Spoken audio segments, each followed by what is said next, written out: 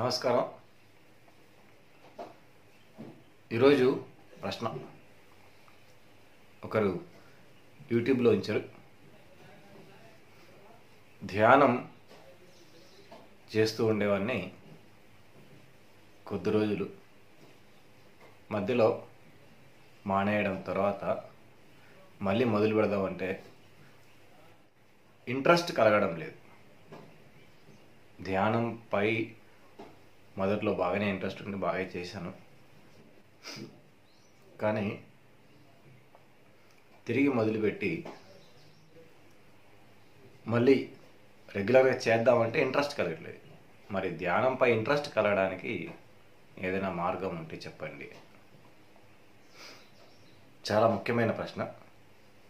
మొదటి రోజుల్లో వచ్చే సమస్య ఇది అందరికీ. అతి ముఖ్యంగా మనం ఏం చేస్తామంటే రోజుకి ఒక అర్ధ గంట ధ్యానం చేస్తూ వెళ్తాం. దాంతో కొద్దిగా ప్రశాంతత ఇలాంటివి వస్తూ ఉంటాయి. మధ్యలో మానేస్తాం. ప్రశాంతత వచ్చినప్పుడు బాగుంటుంది కొంతవరకు. మధ్యలో ఎన్నో కారణాలు ఉంటాయి కాబట్టి, ఎన్నో పనులు ఉంటాయి కాబట్టి మళ్ళీ చాలా రోజులు పక్కన పెడతాం. నెల రోజులు, 2 నెలలు. తిరిగి మనసు అక్కడ తీసుకురావాలి చాలా రోజుల గ్యాప్ తర్వాత. అంటే మళ్ళీ తిరిగి మొదటి నుంచి మొదలుపెట్టినట్లు ఉంటుంది. మైండ్కు ఇంట్రెస్ట్ ఉండదు. మైండ్కి అసలు ధ్యానమే కాదు, చాలా ఇంపార్టెంట్ విషయాల మీద ఇంట్రెస్ట్ ఉండదు. మైండ్కి ఎప్పుడూ కూడా తాత్కాలిక ఆనందం ఇచ్చే వాటిపైన ఇంట్రెస్ట్ ఉంటుంది. కాబట్టి మనం ఇక్కడ గమనించాల్సిన విషయం ఏంటంటే, మైండ్కు ఇంట్రెస్ట్ ఉందా లేదా, ఆ ఇంట్రెస్ట్ ఉంటే చేద్దాం అన్న విషయాన్ని మనం పక్కన పెట్టాలి. మనం చిన్నప్పుడు స్కూల్కి వెళ్తాం. స్కూల్ అంటే ఇంట్రెస్ట్ ఉండదు మనకి. ఆడుకోవడం అంటే ఇష్టం, చదువు అంటే ఇంట్రెస్ట్ ఉండదు.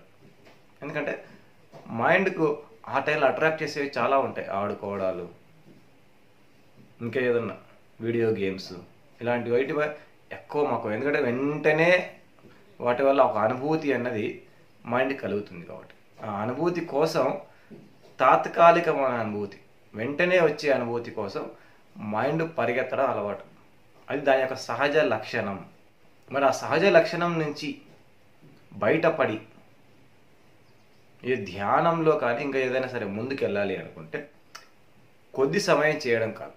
అంటే డైలీ ఒక 1/2 అవర్, 45 మినిట్స్ చేయడం కాదు. ఒక 3 నెలల నుంచి 6 నెలల వరకు ఒక 2 గంటలు కేటాయించగలిగితే రోజు విడవకుండా, ఆ యొక్క ఎక్కువ ధ్యానం వల్ల మైండ్ త్వరగా అనుభూతి కోరుతుంది.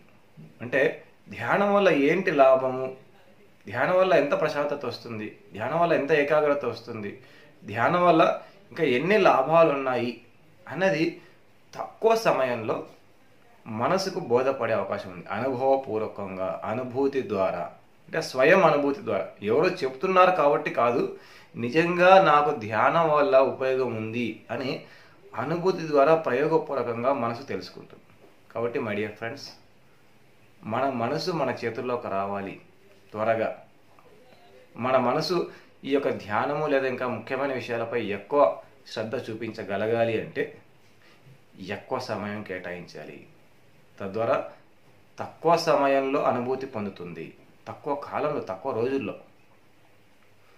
కానీ 2 గంటలు అంతసేపు చేయలేని పరిస్థితుల్లో ఒకవేళ ఉంటే, కళ్ళు మూసుకొని ధ్యానం చేయలేని పరిస్థితుల్లో కనీసం ప్రకృతిలో ఉన్న సమయం కేటాయించాలి. రోజుకి ఒక 2 గంటలు ప్రకృతిలో సమయం కేటాయిస్తే ఆ ప్రకృతి ద్వారా మనకు శక్తి వచ్చి, అంటే చెట్ల ద్వారా, మొక్కల ద్వారా, పక్షుల ద్వారా మనకు శక్తి రావడం మొదలై, తద్వారా త్వరగా మనం ధ్యానం చేయగలగడం, ఎక్కువ సమయం ధ్యానం చేయగలగడం అనేది సాధ్యపడుతుంది. కాబట్టి మై డియర్ ఫ్రెండ్స్, మనసు విషయాన్ని పక్కన పెడదాం. మనసు యొక్క ఇష్ట అయిష్టాలకి ఆవలికి వెళ్ళి మనం నిర్ణయం తీసుకోవడం అనేది నేర్చుకుందాం. ఎక్కువ సమయం సాధన చేయడం ద్వారా మనసుకి త్వరగా అనుభూతిని ఇచ్చి, ఆ అనుభూతి ద్వారా, అదే అనుభూతి పొందిన తర్వాత మనసు మళ్ళీ తిరిగి అదే కోరుకుంటుంది. ఒక్కసారి బాగా అనుభూతి పొందిన మనసు వదలదు మళ్ళీ ధ్యానాన్ని. కాబట్టి అప్పటి వరకు మరింత ఎక్కువ ధ్యానం చేద్దాం, వీలైనంత ఎక్కువగా చేసుకుంటూ వెళ్తూ శ్రద్ధని క్రియేట్ చేసుకుంటూ ముందుకెళ్దాం. Thank you very much. ప్రకృతి.